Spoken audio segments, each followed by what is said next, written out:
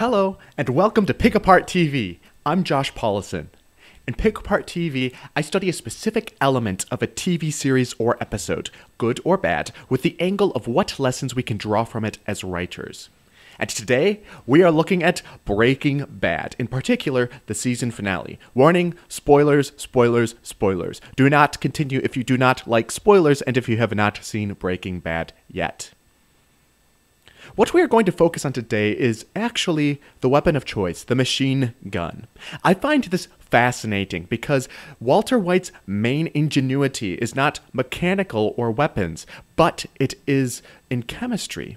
Normally, as a writer, I would think, okay, it is the final episode. What we need to do is show all of his chemical smarts coming together, and he's going to make some big chemical weapon to defeat Todd and Todd's uncle and his posse. But instead, they went with a machine gun and a little motor, yes, and it still was Walter being clever, but it wasn't focused on the chemistry. Walter doesn't even cook in the final episode.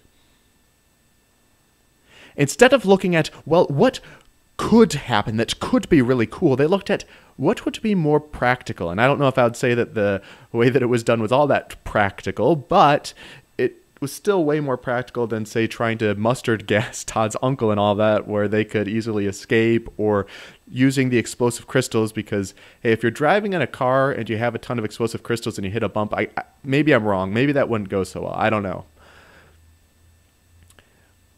It was fascinating to me, the use of a physical weapon versus chemistry.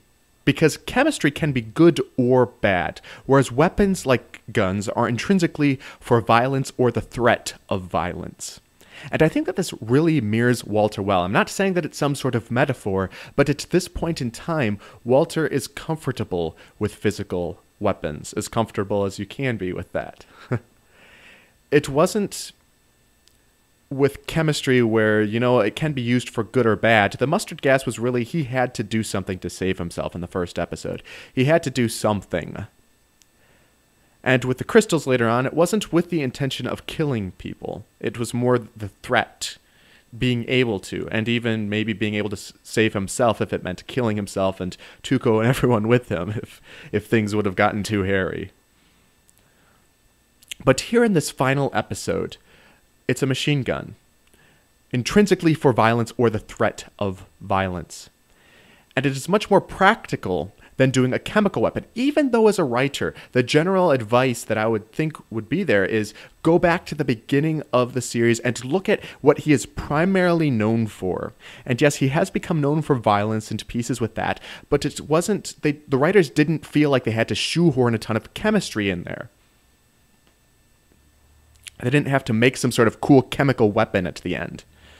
So to me, the lesson here is, don't just look at a character's skills or what's happened in the past of the story. Consider who the character is now and what they would do. Because it is so easy to, in creating stories, just be like, okay, what happened before? What would be cool? But it's not just what would be cool, but it's what would really happen. Not what could happen, but what would be practical with who the character is and who they have become. I don't think that Walter White would have tried to use mustard gas in the end. And I don't think that he even had the materials necessary to create some other sort of chemical weapon. So it's really much more practical what he did, even though it's still, I feel like it's kind of outlandish, but it was pretty cool, the whole machine gun setup.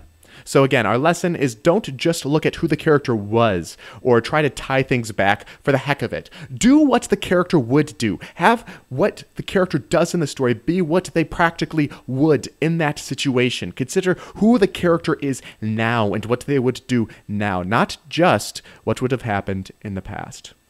Thank you so much for listening. Tomorrow we will have a new episode up with a new series, and by new, not necessarily new, but a different series. And you can @ me on Twitter at Josh Paulison or check out my website, joshpaulison.com. I would love to hear from you. If you have any series requests, feel free to let me know, and I look forward to talking with you tomorrow. Have a fantastic day.